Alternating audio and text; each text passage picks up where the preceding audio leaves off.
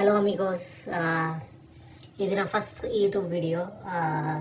So కొంచెం తడబడచ్చు, కొంచెం ఆపి మాట్లాడచ్చు. బట్ నేను కొంచెం కొన్ని ఇన్ఫర్మేషన్స్ కన్వే చేద్దాం అనుకుంటున్నాను. So I'm making this video. మనందరికీ తెలుసు, పహల్గామ్ అటాక్ జరిగింది ఇన్ కాశ్మీర్.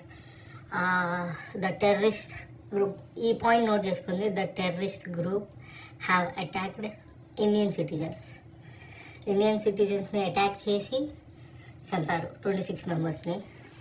అండ్ చాలామంది ఇంజూర్డ్ అయ్యారు. అండ్ నేను ఆ పాయింట్ ఎందుకు నోట్ చేసుకోమన్నానంటే, ఇప్పుడు మీడియాలో అంతా ఏమైపోయిందంటే, ఈ రిలీజియస్ హేట్రేట్ స్ప్రెడ్ చేయడానికి పర్టికులర్గా వాళ్ళు రిలీజియన్ అడిగి చంపారు అని చెప్తున్నారు. అడిగి చంపారు, కానీ ఎందుకు అడిగి చంపారు? ఆ క్వశ్చన్ ఎవరికి రాలేదు కదా. ఎందుకంటే మన ఇండియాలో ఈ మధ్యకాలంలో ఈ కమ్యూనల్ అండ్ రిలీజియస్ గొడవలు ఎక్కువైపోయినాయి. సో వాళ్ళు అది అలసుగా తీసుకొని ఇల్లు మళ్ళీ కొట్టుకోవాలంటే ఏం చేయాలో, సో ఆ ప్లాన్తో వాళ్ళు అలా చంపారు. ఈరోజు మన ఇండియన్ ఆర్మీ కూడా మంచి కౌంటర్ అటాక్ ఇచ్చింది. లైక్ ఆపరేషన్ సింధూర్ అని టెర్రరిస్ట్ క్యాంప్స్ మీద అటాక్ చేసి వాళ్ళని డిస్ట్రాయ్ చేసింది. ఇదంతా నైస్, అండ్ ఇండియన్ ఆర్మీ మంచి ఇనిషియేటివ్ తీసుకుంది. బట్ మనకు కొన్ని పాయింట్స్ను ఆలోచించాల్సింది ఏంటంటే, అటాక్ అయినప్పుడు అప్పుడు అటాక్ అయిన తర్వాత కూడా మన సెక్యూరిటీ ల్యాప్స్ అయ్యింది అని అప్పుడు గవర్నమెంట్ చెప్పట్లేదు, ఇటు మీడియా చెప్పట్లేదు. అండ్ ప్రజలు కూడా ఎలా తయారయ్యారంటే, హిందూ ముస్లిం ఇదే అయిపోయింది. యాక్చువల్లీ ఎవరికి అక్కడ సెక్యూరిటీ ల్యాబ్స్ ఎందుకు అయింది, వాళ్ళు ఎలా వచ్చారు, ఎలా గన్స్ తెచ్చారు, ఇది ఎవరికి పట్టలేదు. అండ్ కొన్ని ఛానల్స్ ఎలా ఉన్నాయంటే, ఇదంతా సుప్రీంకోర్టు వల్ల జరిగింది అని చెప్పిన వాళ్ళు కూడా ఉన్నారు. మీరు బాగా సెర్చ్ చేయండి, చెప్పారు. అండ్ జమ్మూ అండ్ కాశ్మీర్ పోలీసులు ఏం చేస్తున్నారు అని అడిగారు, ఇవన్నీ అడిగారు. But Jammu and Kashmir is union territory. So all this affairs అన్నీ under control of home minister and governor, not the police organization. కాబట్టి సెంట్రల్ గవర్నమెంటే ఇన్వాల్వ్ అవ్వాలి ఏమైనా చేయాలంటే.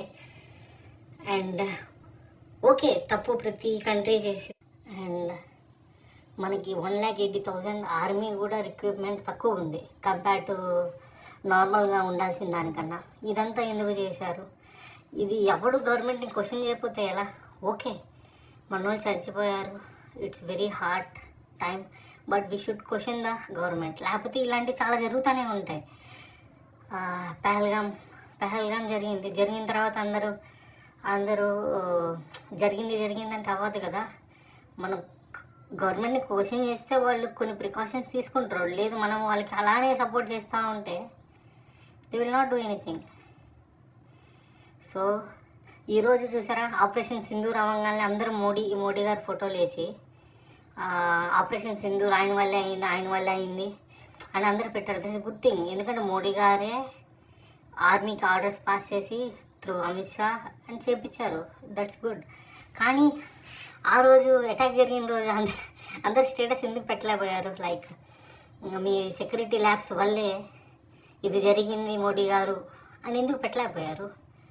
నేను చెప్పేది ఏంటంటే, ఇప్పుడు ప్రజెంట్ మనకి పిఎం మోడీ గారే, అంతేగాని ఇప్పుడు మనం కాంగ్రెసా బీజేపీయా ఇదా అని అసలుకి లెక్కలు వేసుకోకూడదు. ఇలాంటివన్నీ మనకు ఎప్పుడు గుర్తు రావాలంటే ఓన్లీ ఎలక్షన్ టైంలోనే గుర్తు రావాలి. ఆఫ్టర్ ఎలక్షన్ ఎవరు గెలిస్తే వాళ్ళే మన పిఎం. సో మనం బీజేపీని బ్లేమ్ చేయకూడదు, కాంగ్రెస్ని బ్లేమ్ చేయకూడదు, అలా బ్లేమ్ చేయకూడదు. ఎవరిని బ్లేమ్ చేయకూడదు. ఎవరైతే గవర్నమెంట్లో ఉంటారో ఆ టైంలో వాళ్ళని బ్లేమ్ చేయాలి, వాళ్ళని క్వశ్చన్ అడగాలి, మన పనులు మనం చేయించుకోవాలి. అండ్ ప్రతి వాళ్ళు క్వశ్చన్ చేయడం మొదలెట్టండి, అండ్ మన పనులు మనం చేయించుకుందాం. అంతేగాని ప్రతి ఓడికి భజన చేయాల్సిన అవసరం లేదు. ఓకేనా? మనం ఓటేస్తే వాళ్ళు గెలిచారు, వాళ్ళు మనకు చేయాలి. అండ్ కొన్ని కామెడీ విషయాలు కూడా చెప్తాను. నాకు ఒక ఫ్రెండ్ ఉన్నాడు, తను ముస్లిం. మా బ్యాచ్లో ఇంకా హిందూస్ ఉన్నారు. వాడిని ఎలా క్వశ్చన్ చేస్తున్నారంటే అందరూ ఎడ్యుకేటెడే కానీ ఎలా క్వశ్చన్ చేస్తున్నారు, అరే మీ వాళ్ళు ఇలా చేశారు. మీ వాళ్ళు ఏంది? నో, మీ వాళ్ళు కాదు, వాళ్ళు టెర్రరిస్టులు. ఇది Indian Muslim, he's Indian. Okay, మీరు కూడా చాలామంది క్వశ్చన్ చేసి ఉంటారు, అలా బాగా గుర్తు తెచ్చుకోండి. అలా చేయకూడదు, ఓకేనా? దే ఆర్ డిఫరెంట్, వీళ్ళు డిఫరెంట్. ఇప్పుడు వీళ్ళు క్వశ్చన్ అడిగారు కదా, ఈ క్వశ్చన్ అడిగిన వాళ్ళందరూ నార్మల్ ఫ్యామిలీ నుంచి వచ్చేవాడు. బట్ అబ్బాయిని అడిగారు కదా, ముస్లిం మీ వాళ్ళు చేశారు ఇలా అని. వాళ్ళ ఇంట్లో 4 జనరేషన్ నుంచి ఆర్మీలో సర్వ్ చేస్తున్నారు అందరూ, వాళ్ళ గ్రేట్ గ్రాండ్ ఫాదర్ నుంచి ఇప్పుడు వాళ్ళ ఫాదర్ వరకు. అండ్ ఎవరు true Muslim? True Indian? Four generations నుంచి ఆర్మీకి సర్వ్ చేస్తున్న వాళ్ళ చాయ్ పకోడీ తింటా క్వశ్చన్లు అడిగేవాడా? సో వాళ్ళు ముస్లిం అయ్యి ఉండొచ్చు, బట్ దే ఆర్ టెర్రరిస్ట్. పక్కన వాళ్ళని కంపేర్ చేయకూడదు, ఓకేనా?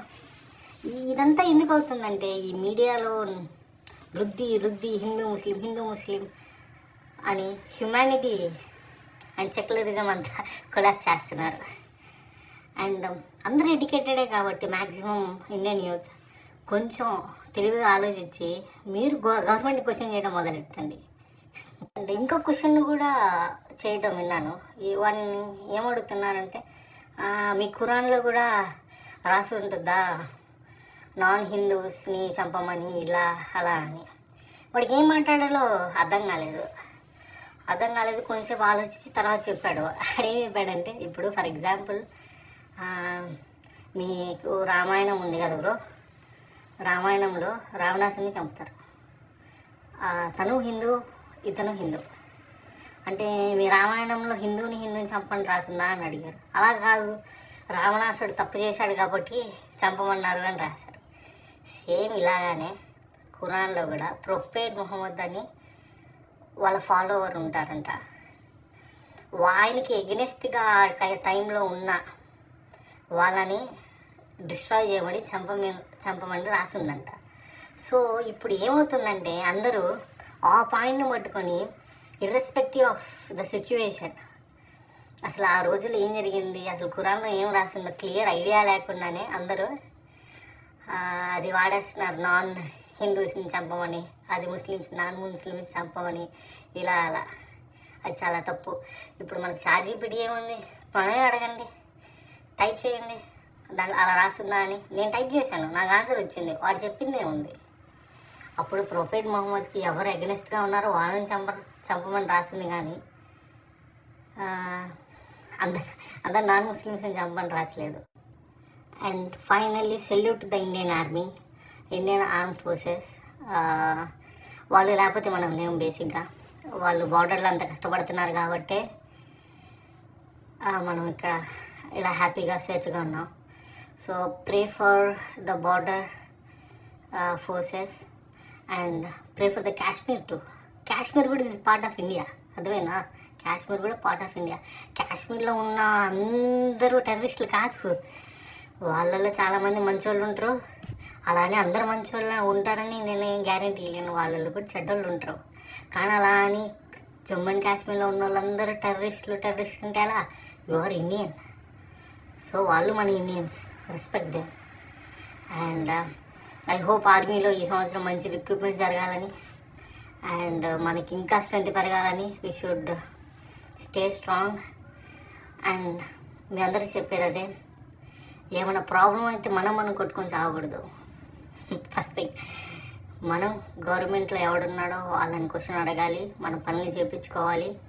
అండ్ మనం కూడా అందరితో బాగుండాలి, అన్ని పనులు నీట్గా చేయాలి. ట్యాక్సులు పే చేస్తున్నాం, ఆ ట్యాక్సులు ఏమవుతున్నాయో ఈ వీడియో తర్వాత మాట్లాడదాం ట్యాక్సుల గురించి. అండ్ జై హింద్.